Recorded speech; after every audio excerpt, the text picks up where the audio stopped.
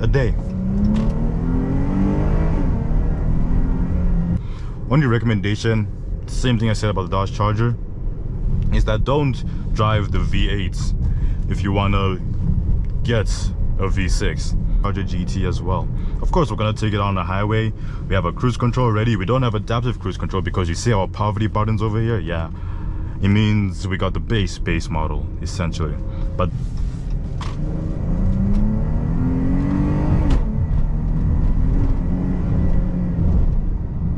the V8 is just night and day. The engine is more reactive. Everything sounds better. Everything is louder. Tires are screeching. It just feels more like a muscle car.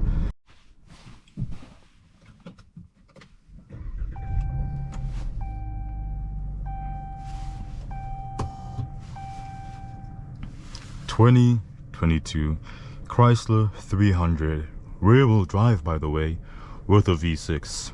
Ladies and gentlemen, this is the vehicle we're driving today, and this is what our key looks like. Looks exactly like a Dodge Charger key. Feels like they cheapened out a little bit, but they have the Chrysler badge in the back, so I guess it's different enough. But anyway, some quick specs about this one. This is going to be powered by a 3.6 liter V6, pushing 300 horsepower and 264 pound-feet of torque. And with all that, this has an 8-speed automatic transmission with paddle shifters on the back. And our little Prindle is over here. But let's do a quick little walk around as we talk about this vehicle. It's a nice sunny day. It's slightly windy, so forgive me. But this is the vehicle we're gonna be driving around today. Very big boat, actually. Handles very similar to the Dodge Charger GT, because again, they share pretty much the same powertrain and the same engine as well. But this one is a little bit more luxury looking. It looks a bit more sophisticated than the sporty Dodge Charger GT.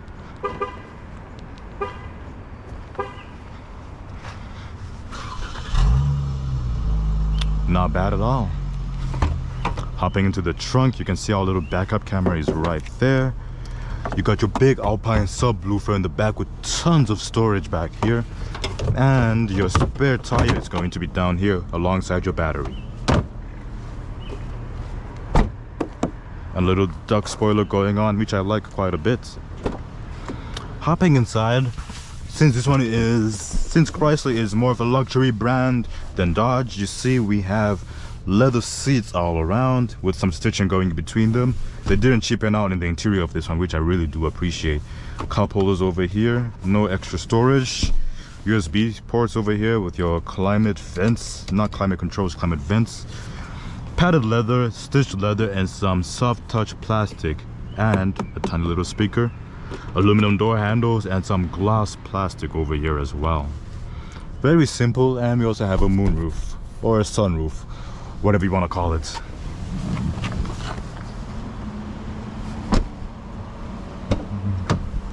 Hopping into the main attraction of this, you see our window controls over here, door handle, and this little vent to push hot air that comes out from here through here, coming out here and defogging your window. Simple stuff. Remote start is active. There we go. A good 6 inches of screen with Apple CarPlay, Android Auto. Though it doesn't seem to be wireless, you have to plug it in to here for the Apple CarPlay to kick in. But again, storage over here with your 2 USB ports over here. Some storage to throw your phone in, which doesn't close. This is an iPhone 14, so maybe it's better to put it in here. There we go. Cup holders here. You're gonna slap your keys over here and close this off. Gloss plastic all around. Again, our little paddle shifters, and we're gonna take this thing out for a drive and put it into sport mode and turn off our traction control.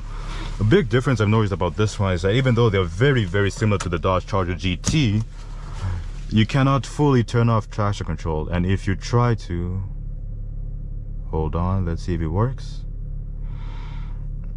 Advanced traction control doesn't seem to want to turn off. Advanced traction control is the one that lets you go sideways if you want to. This traction control makes you spin tires. The other one, the advanced traction control and stability control, lets you go sideways. This one won't let us go sideways, so maybe you'd have to hold it a little bit longer, but we don't really have time for that. We're not going to be going sideways, so there's no point. So 0 to 60 is going to be very similar to the Dodge Charger GT, even though this one is going to be a little bit more expensive because, again, it's a Chrysler.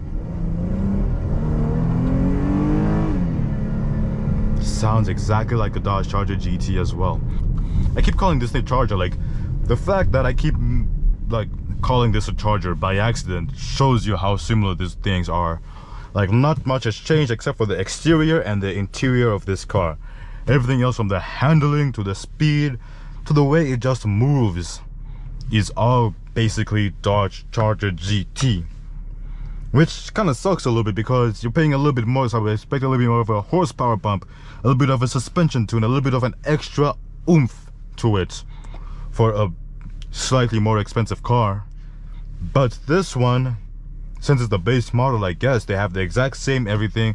The performance is pretty much the same, so go cheaper and just get yourself a Dodge Charger GT and make it look fast.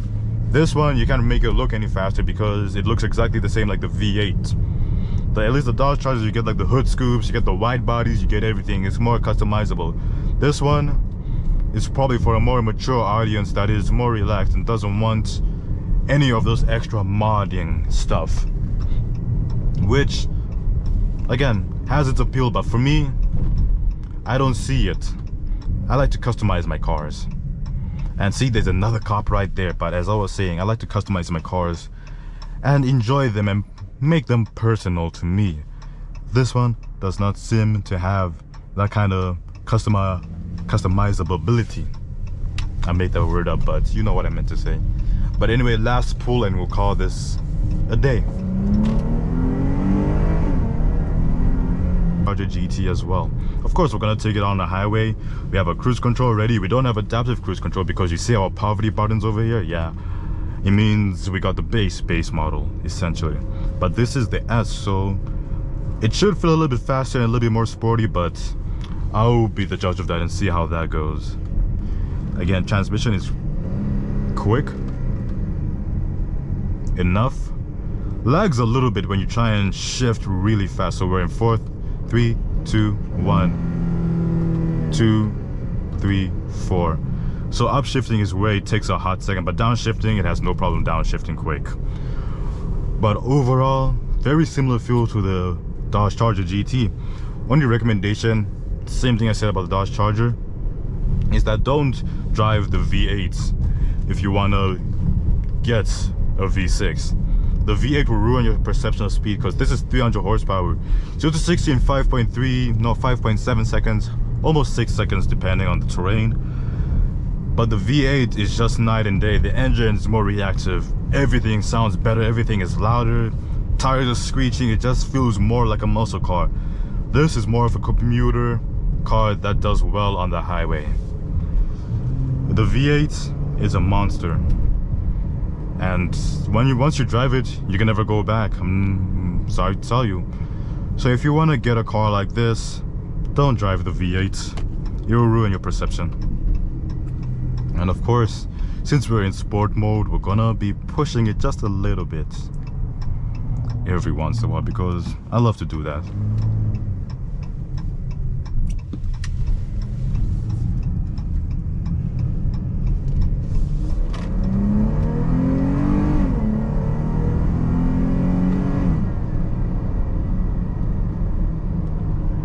Very nice.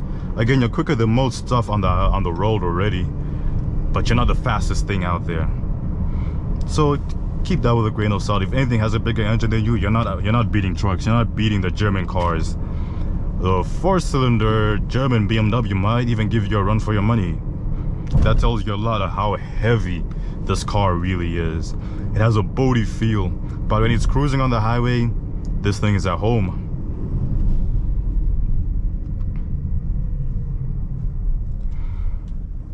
And since we're about to enter the highway, we're gonna get our cruise control ready. But again, we talked about the feel of this car. This one feels a little bit more comfortable than the Dodge Charger, just because this one has leather seats and maybe they put a little bit more care into the quality of the interior compared to the Dodge Charger, which they put all of their care towards the engine, which happens to be a V6, so it kind of defeats the purpose, in my opinion at least. But again, We have a backup camera which we cannot show because we are also on the road. It would be weird if my camera just turned on as we try to back up, but we have our app screen over here. Everything else from your audio settings to your compass to SOS, and you also have Wi-Fi and hotspot here as well too. Really nice. Also, heated seats, not ventilated, but just simply heated, which is decent to say the least. Like, nothing fancy. It's like the cheapest Chrysler you can possibly get, so I'm not expecting it to be crazy good, if you know what I'm saying. Highway does seem to be a little bit busy, so we're gonna just swim in and out of it basically.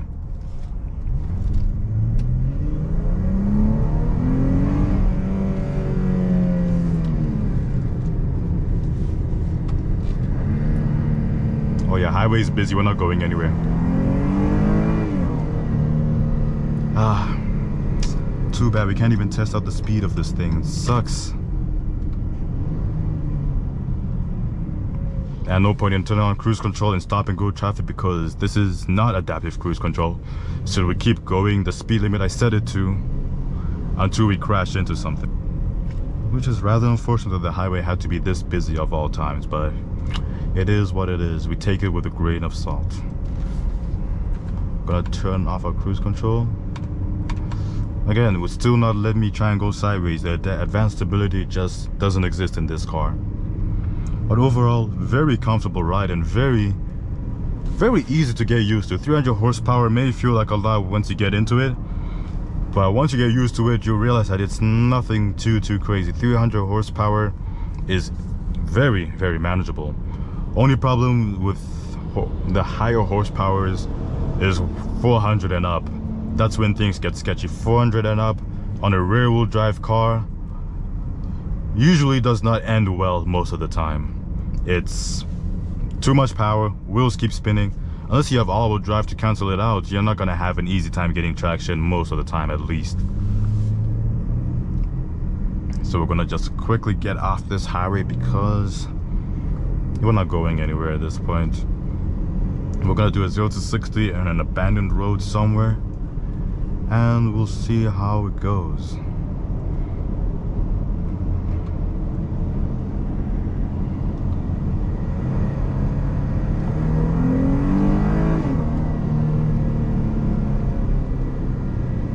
Brakes are good as well, like just enough for a boat this big. And if you're wondering about my gas mileage right now, we are at an average of 8.9, which actually isn't bad.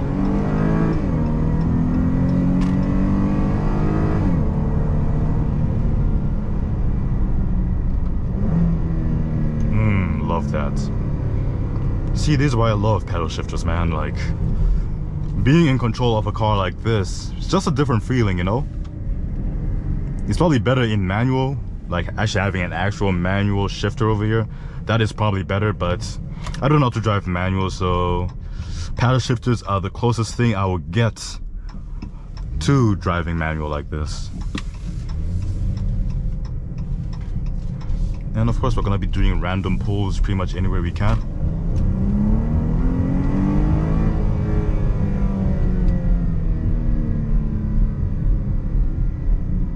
Which is not bad. Let's go back to our speedometer to show you guys.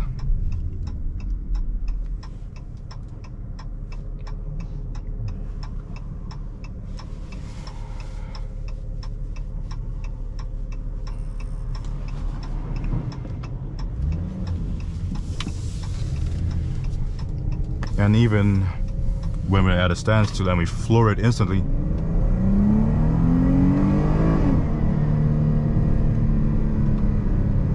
still not enough power to spin the tires.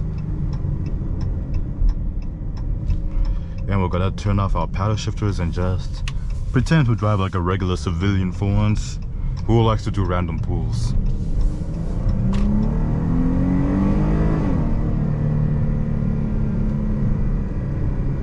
Not bad. Not bad at all for a V6. Again, like I said, this thing is stable. It reminds me so much of the Dodge Charger GT. And if you want to see how I turn on my cruise control, Press its cruise control is ready. Press set and there you go. Your car is in cruise control. We don't have lane keep assist. We do have blind spot monitoring at least, so that's something. But again, it's not advanced. So as you see the cars in front of me stopping, we gotta step on our brakes because it doesn't know that we need to stop. But anyway guys, this has been Morty in the 2022 Charger, Chrysler 300 with a V6. Take care guys and peace.